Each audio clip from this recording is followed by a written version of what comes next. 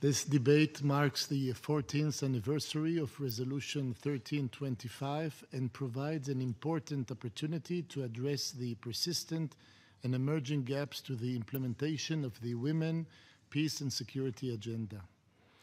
Last week, I read a story about Amsha, a Yazidi woman from northern Iraq, who was captured by Daesh in August. Amsha watched in horror as jihadi fighters separated the men. Her husband was ordered to lie face down on the ground. One by one, the jihadists passed over the men and shot them in the head. The women were taken to Mosul and held prisoners with hundreds of other women and girls. Every day, men entered the room to pick out a girl. They sold Amsha for $12. The men who bought her viciously raped and beat her. Stories like Amsha are emerging every day. Their testimony, forced conversion, forced marriages, sexual assault, displacement, and slavery are what we would expect to read about in the Dark Ages, not in the 21st century. Daesh is just one of the radical extremist groups that seek to subjugate women. There is Boko Haram in Nigeria, Al-Qaeda in Yemen, like-minded militias in Libya, Al-Shabaab in East Africa, and Hamas in Gaza. They seek to control every area of a woman's life, how she dresses, where she goes, how she spends her money, who she marries, and how many children she has. The Holy Bible tells us that there is a time for everything and a season for every activity under the heavens. It is thus of great disappointment to us that while we see these vast injustices and atrocities toward women around the globe, as well as great opportunities for advancement of women, a leading Arab country decided to use this forum to advance narrow political goals by attacking my country. This issue is far too sensitive, far too important for all of us, and should not be politicized in that matter. Madam President, around the world, women continue to be marginalized and minimized. Today, the majority of the world's poor are women.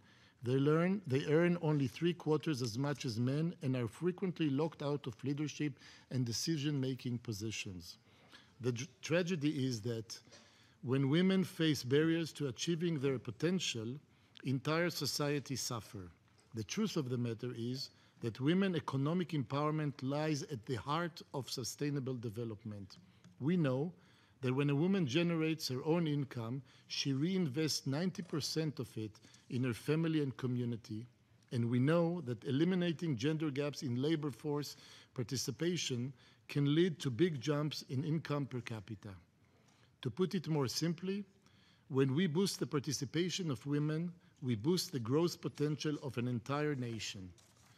Supporting women economic empowerment requires meaningful policy intervention, beginning by including women in the decision-making process. Women bring unique ideas, priorities, and expertise to bear on challenging political problems. Creating opportunities for women and girls advances security and prosperity for everyone. Take Rwanda, for example. Rwanda's legal system guarantees equal rights in terms of land ownership and inheritance, and its constitution enshrines gender equality. Thanks to this strategy, Rwanda tops the world for women in parliament, 53% in 2013, and the nation has made impressive progress toward reducing poverty and inequality.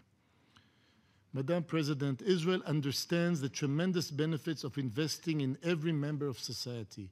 We celebrate different ways of life, we value diversity, and we believe that every person should choose how to live his or her life. From the ancient prophets of Deborah to Miriam and Queen Esther, Jewish history is rich with female leaders. More recently, courageous women from Hannah Senesh to Dorit Beinish have left their mark on Jewish people and the Jewish state. In fact, our Declaration of Independence was signed by two women, Golda Meir and Rachel Cohen, and Israel had a female prime minister before many other countries granted women the right to vote.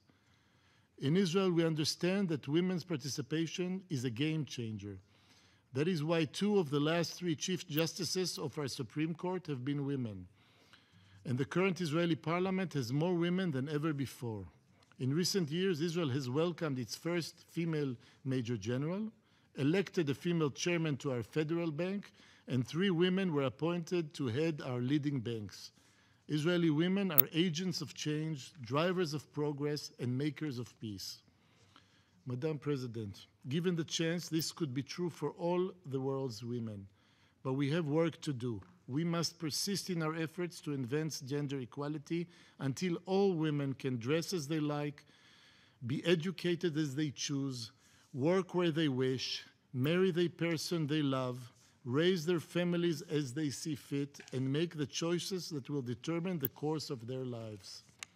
It is up to us to uphold those freedoms, and so I urge everyone, all women and men who wish to see a more peaceful planet, to bet on women, invest in women, ensure they have opportunities, support their right to be a part of the decision-making process. I promise you, you will not be disappointed. Thank you, Madam President.